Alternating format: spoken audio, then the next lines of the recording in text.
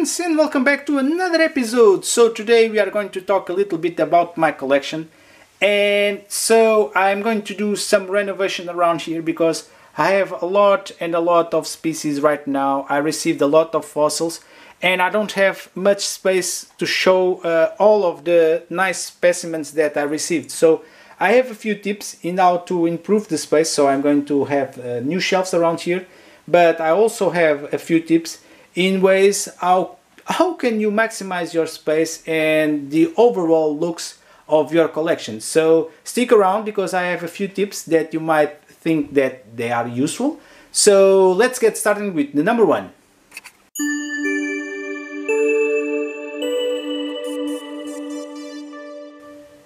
So tip number one. So looking at this shelf, you can see that there are two fossils that really pops to the visitor. It are these two over here because they are standing upwards. So this might think that it's pretty obvious, but sometimes we act like me. I am very lazy and I just put the fossils like that, and well, they are not very visible. So we have two choices over here. You can buy those plate holders over there. So they are very cheap and they are available in any hardware store. I bought those in the Chinese store. They are made of plastic like that, so they can hold a pretty significant amount of weight. But for these fossils, it's a little bit excessive. You don't really need something so big. And if you are like me, I like to do some things by hand. So I have this piece of wires laying around in my house for some renovations that I did. So they are not very strong, but they are strong enough to hold the position. So you can build a stand with this wire. Even with the paper clip you can build a stand, and it has two advantages. The first advantage, it's because the fossil is going to be visible for the visitor, and the second, it's the way that the space it's occupied in the shelf. It's going to be maximized because standing upwards you don't occupy so much area. So you can take all of the rubber off the wire, so take the plastic, and you can bend it like that. So you can make a nice, I guess this is a nice chair, and then you can apply it to your fossil. So putting like that, so it's a little bit, sometimes I remind because I have to do it like that. Okay, sometimes I put it in the wrong way because the weight it's heavier on this side, so it keeps the balance correct like that. So see, it's a different way to present the fossils, and we already have a nice presentation in here. So that's the first tip. Second tip.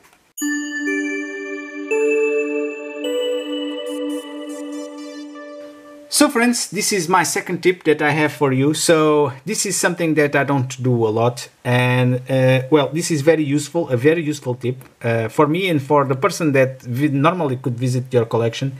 And by now you can see that I have a lot of different trilobites, and I'm not a very knowledgeable person in the specimens of trilobites. I have these ones that I received from a friend, and he sent them to me and put the list of the specimens inside of the package.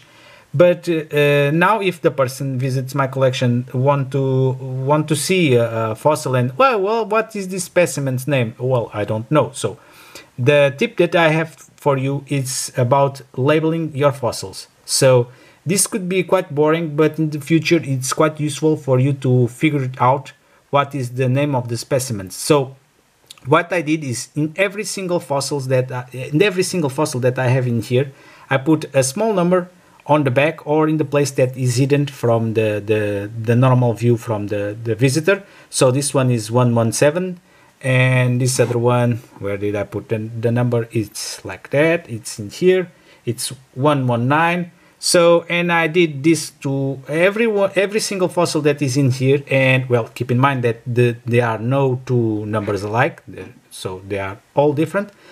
And then since I have the list of the fossils that is sent me, it was very easy for me to do a file in Microsoft Word, and I did this this sheet of paper with the name of the specimen and see that we have the reference number that matches the number of that is written in the fossil. So we have all of them in here.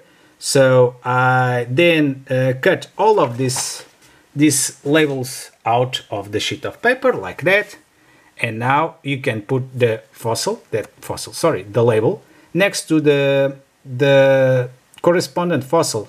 Keep in mind that we have to put this next to the fossil that is label 121. So I'm not really sure what is the 121. This is 118. So, well, I'm not going to try to find out what is the fossil, but now you get the point. So you just put the piece of paper like that, but you will realize that it's just a piece of paper and it could fly away, or well, it's not very professional to put the paper like that. So I bend the paper like that. So now it's way easier for the paper to stand straight. So it's not very easy yet, but now you get the point. But it's just a piece of paper. So if you want to have that professional look, what I did was like that. So I have this empty box of blueberries. So I have a couple of them, and I cut a piece of the plastic out. So in order to use like that. So let me show you what I did. So I did the same thing with the plastic. I bent it a little bit, and then I glue the other side, this side over here, in the plastic, and now we have a perfect fixed stand. You can put it like that, and here it gives that professional look to your collection, and it's very useful for you to know, oh, this is the fossil that is, well, it's not this one. I have to put it in the right place, but you get the point. So it gives that professional look, and if you don't want to scatter around this white piece of paper everywhere, you can do a table with all of the specimens and put it just in the one corner of your shelf or of your display case, and it gives that professional look, and it's a great way to improve your fossil collection. So this is just the end result for you guys to see how it looks. So I'm not really sure if I'm going to stick with this layout because it's all white everywhere. So I guess I'm going to choose to put some small list on the side of the shelf, and because like that it gives an awful lot of work. It's still looking cool to watch like that, all of them labeled, but well, not really sure if that's a style that I will try again in the future. But this is just for you guys to have an idea, and this will clearly improve your collection. So next tip.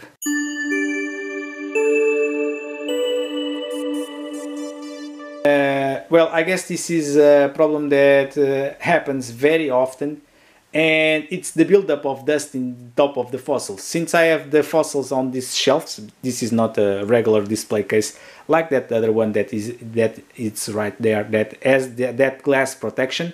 The fossils here are exposed, and they pick up a lot of dust and debris from the air and from the people passing in here, and they collect because they are kind of a magnet to the dust, because the irregular surface of the fossil tends to grab all of the little particles that are suspended in the air. And with the passing of time, so if someone approaches your collection and grabs the fossil and says, oh, this has a lot of dust on top, it's not very cool. Sometimes we throw out things to the garbage that, if you look carefully, that they can be reused to other stuff. So I have this, for instance, I have this translucent plastic display case. I guess these were from some sort of razor blades that I bought. So this was probably end up in the garbage. But if you look carefully, it almost looks like it was made to be in there. So, and it protects from the dust. So it's a kind of a nice protection, and it gives that professional look. So you can do like that. You can use some empty glass jars turned upside down, or if you want to really go professional, you can buy some, I'm going to show you some glass domes that I have in here. These are the glass domes that I bought, so I still don't have any fossil inside, but this protects very well the fossils that are inside from the dust, and it gives that well, that look and feel of your collection. So they are not very expensive. I guess in some decoration store you can bought one of these. So I have to make room on the other side to put something like that. But this is just an idea for you guys. You might not want to buy anything. Just an empty jar, turned upside down. I guess it's looking cool also. But this was just a tip for you to have in consideration.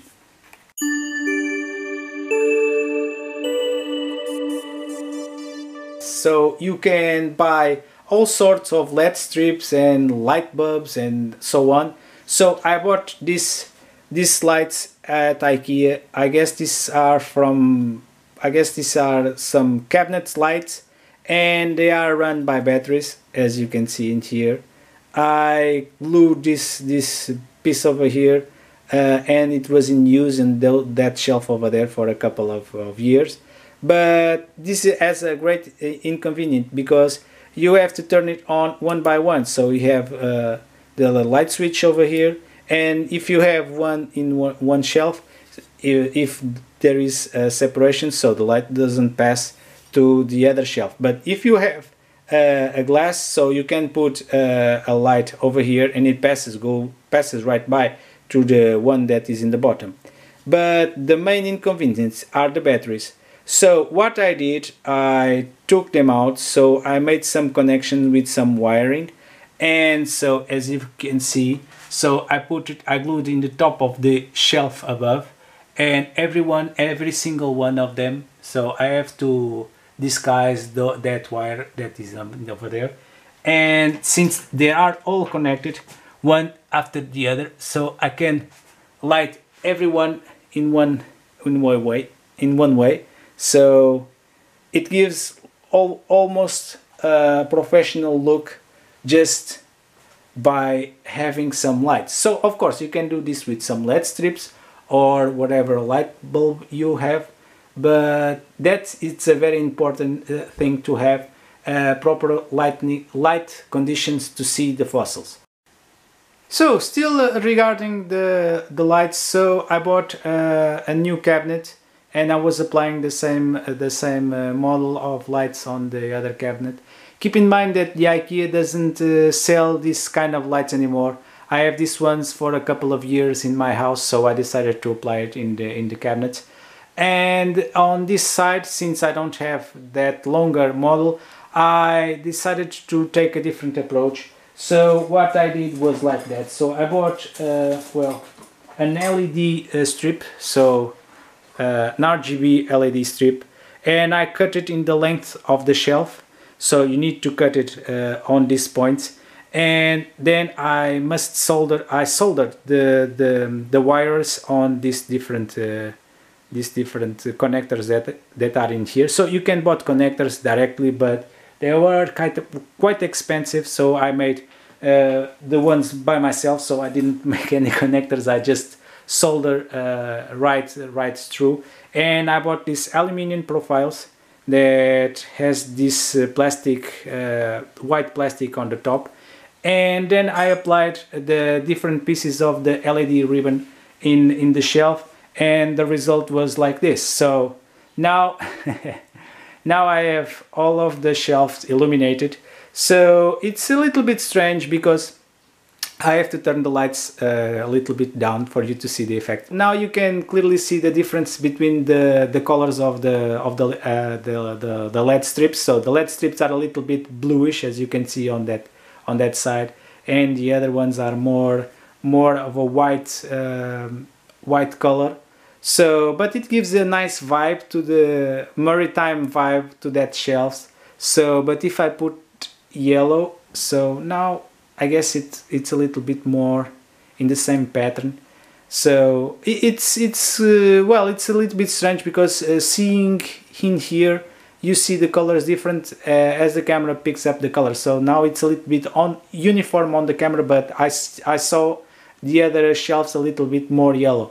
But anyway, so this is the idea. So if you want to party, you can put it like that. So it's a little bit psychedelic, but or anyways like that. You can put it all green if you like green or bluish. So I'm not sure if I'm going to apply the same principle to the other shelves, but not really sure because that other ones give me a lot of trouble in putting all the wires together. You don't even imagine. Or pink. I guess white is enough. I'm going to increase a little bit or decrease a little bit. Okay, if I decrease. Okay, guys, this is the idea. So let's pass to the next tip.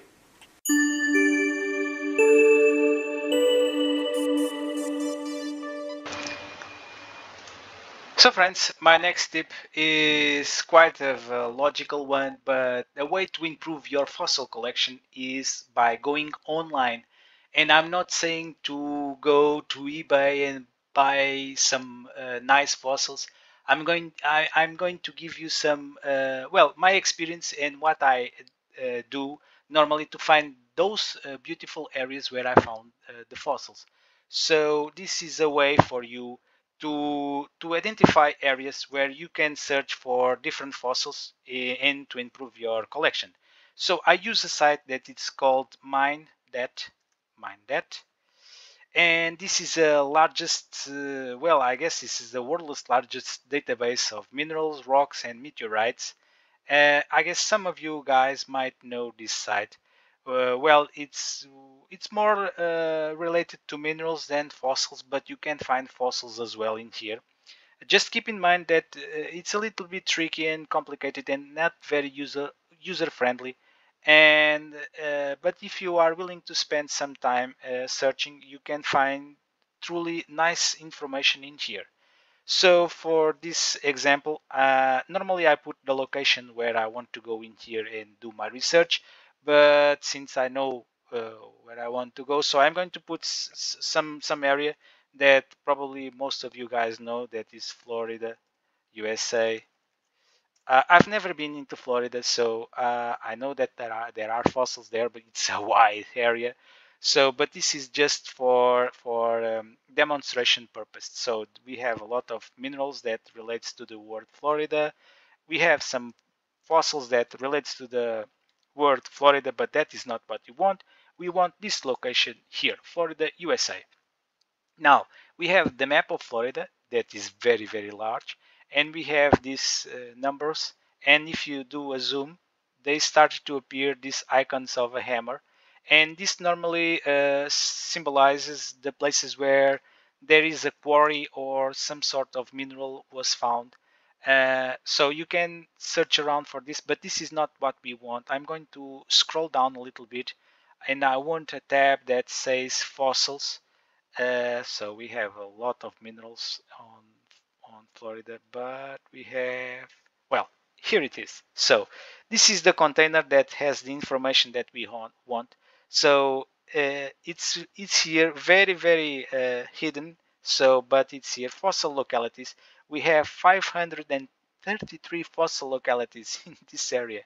So if you click here, it's going to give you all of the places in Florida where some fossils were found. So I'm going to scroll down a little bit. So there are a lot and a lot of localities. So I'm going to pick just the last one. So this other one, USGS loc. I'm not sure what this is. So clicking on that gives you this map, and we have some icons, and you can clearly see that the icon now it's transformed into some sort of ammonite. And these are the areas where some fossils were found. It doesn't mean if you go to this location that you are going to find fossils. It means that they were found in the past and they are referenced here in this database. And sometimes if you click on these other ones, that they are really in the urban areas, and you might say, well, how this is possible? Well, this is just for you to narrow your search area. For instance, I'm going to pick this other one that is in here. So falling water, Tampa limestone, falling water. Well, I'm not really sure where this is, so I know that is in Florida.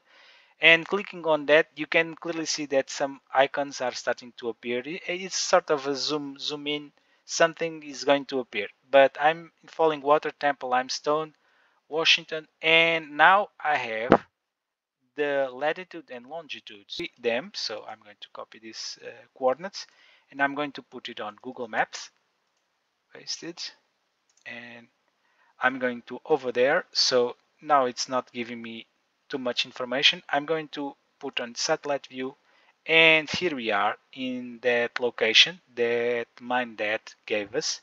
So in this area that there were found some fossils. I'm not really sure what were the fossils. Let me see if there is. Oh, here it is. So the fossils that were found in this area are some sort of echinoids. We have a lot of information about the name, the specimens, the ages, and now we have this location. We can do like that. This is the way I do. So I'm not going to search right in here, but there are a few interest spots in here. So you can clearly see that the ground was disturbed in here. Probably I will start to search in here because, well, this was moved recently, and because we have this satellite view, you can clearly see. So this is some private property. So this was not a very good idea to start to investigate this area. Probably it's going to be difficult to go over there. So, but this area over here was a nice candidate, and so we have. I'm not really sure if this is some sort of a park, but you get the point. So you can investigate by satellite by looking at the areas where there is some sort of exposed bedrock showing. Keep in mind that there could be some private property around, and this is a way to reduce the search area and to maximize your probabilities of finding some different stuff, different fossils that could enrich your fossil collection. So that's one of my tips, and that's the way I normally do my research on the internet. So guys, this is all about for this video. So if you like, don't forget to put a like and subscribe. Just make sure that you put all the notifications on for you don't miss any of my next videos. And I'll see you on my next video. Bye.